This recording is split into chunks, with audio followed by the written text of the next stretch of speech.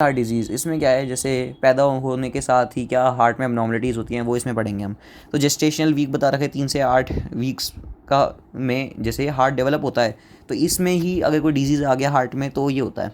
अब इसमें क्या क्या डिजीज़ आ सकते हैं, जैसे सेप्टल डिफेक्ट हो गया, स्टेनोटिक लीजन हो गया, या कोई आउटफ्लो ट्रैक्ट एनोमली हुई। सेप्टल डिफेक्ट में क्या हो गया, मतलब जैसे जो आई सेप्टा है या ए सेप्टा है, इसमें अगर दिक्कत आ गई तो सेप्टल डिफेक्ट हो गए। इसे ही कहते हैं दिल में छेद होना।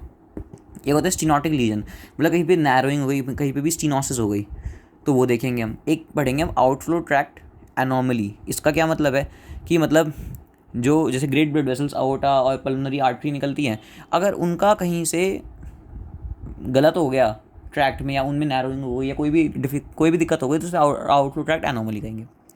अब सबसे पहले देखते हैं, अब ये है कि ज़्यादा जो क्रॉनिक हार्ट डिजीज़, जो ये कंजेंशियल हार्ट डिजीज़ रहते हैं ना, टॉलरेट हो जाती हैं, लेकिन और ना इनकी जो क्लिनिकल मैनिफेस्टेशन है ये 1 साल की एज तक पता चल जाते हैं अगर होते हैं ना ये। और ये 5% लाइव बर्ड्स में होते हैं, 5% जो बच्चे पैदा हो रहे हैं उनमें होता है ये। और उनमें भी ना ज़्यादा सेप्टल डिफेक्ट देखा जाता है। तो इसमें देखा गया कि जो 2 से 3% लोग हैं ना, उनका तो ज़्यादातर 1 साल की उम्र तक बंद हो जाता है, और 1 से 2% ही होते हैं जिनमें रियलिटी में एबनॉर्मलिटी होती है। और ना ये है कि क्या पता ये भी अडल्टहुड होने में पता चलते हैं, ये नहीं हाथ क्या पता चल गया, अडल्ट होने में भी पता चल सकते हैं। ठीक है, एटियोलॉजी एंड पैथोजेनेसिस।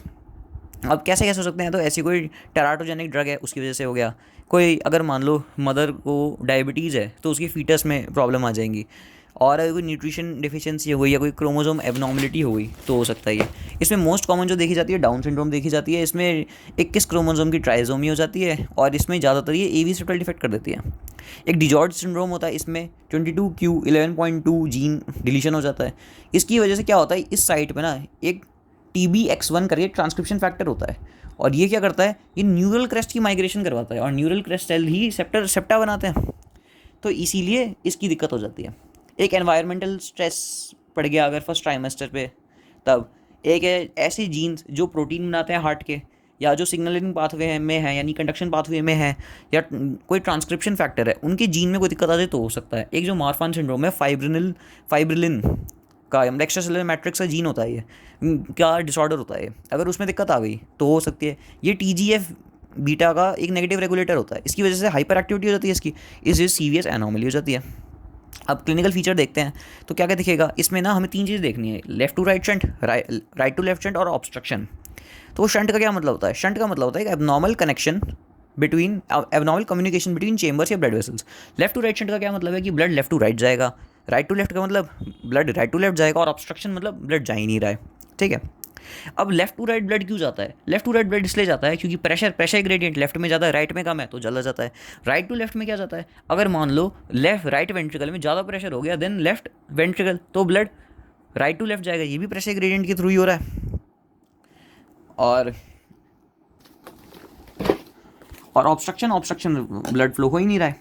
अब ना इसमें हम ना एक चीज़ देखते हैं कि जो अगर right to left blood shunt होता है ना, तो हाइपॉक्सिया हो जाता है, साइनोसिस हो जाता है, ब्लू बेबी सिंड्रोम हो जाता है, और इसमें जो हमें मिलता है क्लबिंग देखने को मिलती है। क्लबिंग में क्या होता है, क्लबिंग में जो डिजिट्स हैं उनकी ये नेल्स हैं, और जो डिजिट्स का जो टर्मिनल एंड है ना, ये स्पून शेप हो जाते हैं, और एकदम यूँ निकल जाते हैं, ऐसे यूँ हो जाते हैं, ऐसे गोल हो जाते हैं जैसे। इसमें क्या होता है, डिस्टल ब्लंटिंग और एनलार्जमेंट हो जाती है टिप्स ऑफ फिंगर्स की और टोज़ की, और इसमें बोनी चेंजेस भी आते हैं। इसे हाइपरट्रोफिक ऑस्टियो आर्थ्रोपैथी कहते हैं। अब हम बढ़ते हैं लेफ्ट टू राइट शंट। इसमें क्या होता है, इसमें लेफ्ट टू राइट शंट में क्या है, मतलब ब्लड लेफ्ट से राइट में जा रहा है। इसका क्या मतलब है, राइट वेंट्रिकल में ब्लड ज़्यादा हो जाएगा, उसकी वजह से क्या हो जाएगा, पल्मोनरी में ज़्यादा ब्लड जाएगा, तो पल्मोनरी ब्लड फ्लो इंक्रीज हो जाएगा। लेकिन इसमें एक चीज़ है, साइनोसिस नहीं होगी, ब्लड की ऑक्सीजनेशन तो हो ही रही है। ठीक है, और क्या हो गया, अब ब्लड राइट में आ रहा है तो प्रेशर बढ़ रहा है राइट में, ये दिक्कत हो रही है।